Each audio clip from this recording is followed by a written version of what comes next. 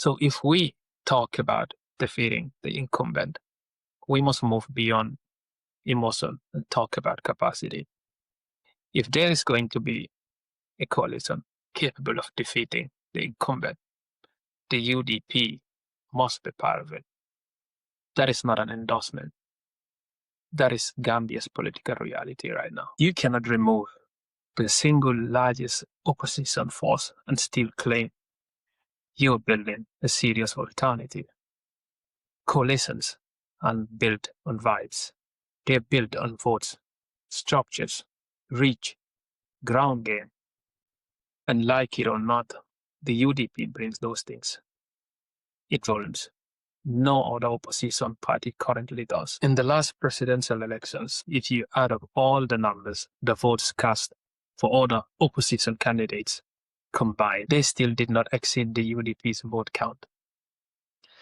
And the recent public opinion research reinforces the same reality. When Gambians are asked who has the capacity, the structure, and the national spread to anchor a serious challenge, the UDP consistently emerges at the center of that conversation. Not because they're perfect, not because they're flawless, but because it's organized. I hear a lot of commentators say the coalition flag bearer must be chosen through a primary. Everyone should have an equal footing. No party should dominate. Sounds fair though, but fairness is not sameness. You cannot ask a party with structures everywhere to submit to a process that ignores the very thing that makes coalition viable. If a party brings the largest voter base, the strongest national structures, the widest grassroots presence, and the highest opposition vote share historically, then asking that party to risk all of that in a process where everyone pretends the starting line is equal. It's not fairness at all. Coalitions everywhere, Africa, Europe, Latin America, are led by the party that brings the numbers. That's not arrogance. That is responsibility. So if UDP says we are willing to be part of a coalition, but our candidate should lead, that is not sabotage. That is negotiation.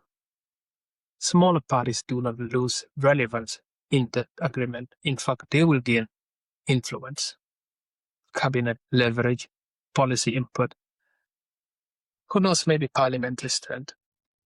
But leadership in any serious coalition flows from capacity. So for me, the real question is not why does UDP insist on leading. The question should be, if we remove the UDP from the equation, who fills that vacuum? Who delivers the numbers? Who provides the nationwide machinery? If opposition parties keep arguing about process without confronting power realities, if ego masquerades as principle, then the incumbent benefits quietly and comfortably.